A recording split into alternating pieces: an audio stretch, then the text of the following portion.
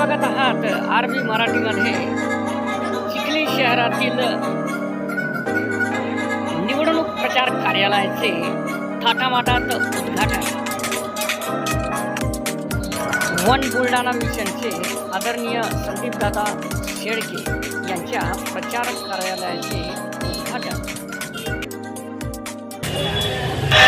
यांच्या सुविद्य पत्नी सौ मालतीताई शेळके व इतर मान्यवरांची उपस्थिती. हात लावा सगळे हात लावा. भारत माता की जय. संदीपदादा तुम आगे बढ़ो, हम तुम्हारे साथ हैं. संदीपदादा तुम आगे बढ़ो, हम तुम्हारे साथ हैं.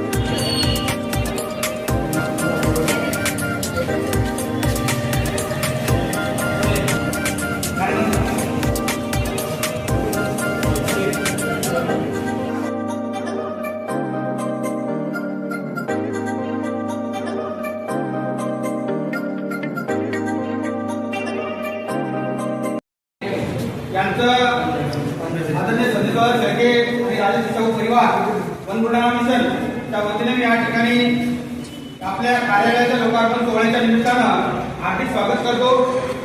तसंच आपल्या सर्वांच्या वतीनं आदरणीय ताई या ठिकाणी दादांच्या प्रतिनिधी म्हणून उपस्थित झाल्या त्याबद्दल ताईंचं शब्दसुमनाने या ठिकाणी स्वागत करतो. आपण सर्वजण जाणता लोकसभेची रणधुमाळी या ठिकाणी सुरू झालेली आहे आणि आपल्या प्रत्येक तालुक्यामध्ये असेच कार्यालय प्रत्येक तालुक्यामध्ये आपण उभे केलेले आहेत. कार्यालय उभं करण्याचं मागचं कारण त्या कार्यालयाचं नावच आहे जनसंपर्क कार्यालय आणि हे जनसंपर्क कार्यालयाचा उद्देश असा आहे की या माध्यमातून आपल्याला येणाऱ्या लोकसभेच्या काळामध्ये दादांनी जे विकासाचं स्वप्न पाहिलं त्या स्वप्नाला आपल्याला सत्यामध्ये उतरवायचं आहे. आपल्या प्रत्येकाला 100 लोकांचं प्रतिनिधी म्हणून या ठिकाणी काम करायचंय. रात्रीचा दिवस करायचा आहे आणि येणाऱ्या काळामध्ये लोकसभेमध्ये दादांना प्रचंड मतांनी निवडून आणायचं आहे. त्यासाठी आपलं जे निशाण आहे चिन्ह आहे एक कॅमेरा आहे हे आपल्या प्रत्येकाला आता माहीत झाला असेल. आपला कॅमेरा हा प्रत्येक गोरगरीब दीनदुबळ्या दुर्बल घटकापर्यंत पोहोचला पाहिजे जेणेकरून तो घटक आपल्या प्रवाहामध्ये त्या ठिकाणी येईल आणि मतांच्या रूपाने दादांना आशीर्वाद देईल आणि या जिल्ह्याच्या विकासाचा आवाज आपल्याला बुलंद करायचा आहे. या छोटेखानी कार्यक्रमाच्या अनुषंगाने मान्यवर मंडळी आमच्या विनंतीला मान देऊन उपस्थित झाली. सर्वप्रथम त्यांचे मी शब्दप्रमाणे धन्यवाद व्यक्त करतो आणि या औचित्याच्या कार्यक्रमाच्या निमित्तानं आपल्या या लोकसभा मतदारसंघाच्या खासदार पदासाठी त्यांची उमेदवारी आहे. त्यांच्या विद्यपत्नी आदरणीय मालतीताई या आपल्यामध्ये उपस्थित आहेत. मी ताईंना विनंती करेन की त्यांनी आपल्या या मंडळींना एक विनंतीवजा मनोगत आपलं त्यांनी या ठिकाणी व्यक्त करावं की येणाऱ्या काळामध्ये आपल्याला दादाने कशा प्रकारे साथ द्यायची. ताईंना विनंती करेन की त्यांनी आपलं मत या ठिकाणी मांडायचं आहे. खरं तर मला कार्यालयाचं उद्घाटन 3 वाजता सांगितलं होतं आणि माझा पण वेळ झाला. कार्यकर्त्यांना जपायला पाहिजे जीवन आपण बऱ्याच वेळा होतो आणि तुम्हाला सगळ्यांना माहिती आहे आपल्या परिवारातले लोक आहात की प्रत्येक माणसाला त्यांनी अतिशय हृदयाच्या कप्प्यात जपलेले आहे. सुखदुःखाच्या कामात आपण सर्व सोबत आहात आणि त्यामुळे आज अर्ध्या तासाच्या या नियोजनात 1 तासाच्या नियोजनात आपण सर्व या ठिकाणी मान्यवर मंडळी उपस्थित झाला त्याबद्दल आज आपल्याला माहिती आहे की आगामी जी काही लोकसभेची निवडणूक आहे तर अतिशय म्हणजे लढाईपणा म्हणली तरी चालेल. कारण याआधी आपण सर्वांना राजकारण पाहिलेलं आहे मला तर अनुभव फार कमी आहे. परंतु असं वाटतंय की लोकसभेच्या निवडणुकीमध्ये इतका कोणी इंटरेस्ट घेत असेल असं मला वाटत नाही. कारण की उमेदवार आता घट्टाखाली सुद्धा मी बरीच फिरले तर त्या लोकांना तर माहितीही नसतं की कोणता उमेदवार उभा आहे किंवा काय. पण आज आपले दादा इतक्या लांबपर्यंत पोहोचलेले आहेत की आदिवासी भागात सुद्धा लोक संदीपदादांचं नाव घेतात आणि त्यावेळेस एक पत्नी म्हणून एक अर्धांगिनी पूर्णांगिनी म्हणून खूप मोठी बाजू तिथपर्यंत गेल्यासारखं वाटते. कारण त्यांनी जे 1 वर्ष झाले ते गावगाव फिरत आहेत.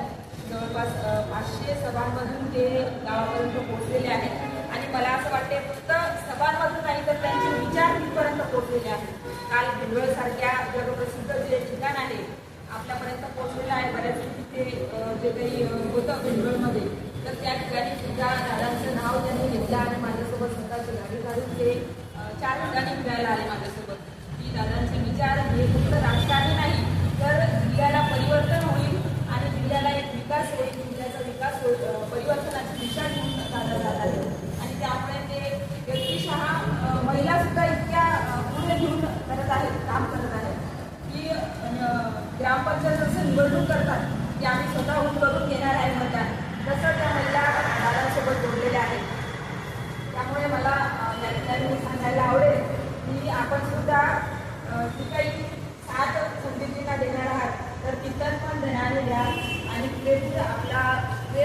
हे जे 15 दिवस आता आहेत आपल्याकडे, तर ते 15 दिवस पूर्ण म्हणजे आपली लढाई म्हणून समजा.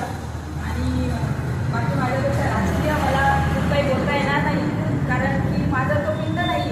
पण आपण स्वतःच खासदार होणार आहात, ही लढाई आपली स्वतःची आहे. आणि ती आपली लढाई समजून सगळ्यांनी लढावी अशी मला, आणि आपण सर्व ती लढाई ही मला खात्री आहे. कारण जो काही मेळावा आपला झाला होता त्याच्यामध्ये सर्वांनी बरोबर सुद्धा व्यक्त केलं होतं. आणि मी फक्त एकट्या दादांची लढाई नाही, तर आमची जिल्ह्याची लढाई नाही, आमची वैयक्तिक लढाई समजून आम्ही लढू असं सुद्धा सगळं दिलं. आणि या जिल्ह्याच्या लढाईमध्ये, या निवडणुकीमध्ये आम्हाला या चिन्हावर आपण प्रचंड बहुमतांनी त्यांना विजयी कराल अशी खात्री सुद्धा आहे.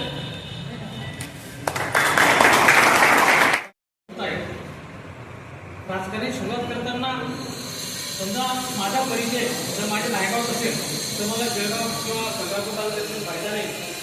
आपण आपल्या गावावरती आपण समजा माझं नायगाव आहे, नायगावमध्ये 2 बूथ आहे, तर नायगावमध्ये आपण संगीताला जास्तीत जास्त कसं मतदान देऊ हे सगळं महत्त्वाचं.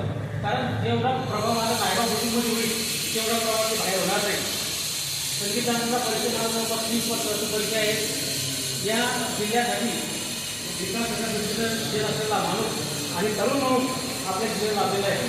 हा माणूस जर महाराष्ट्र असता तर आज याच्या 5 वर्ष अगोदर मतदानाला झाला असता.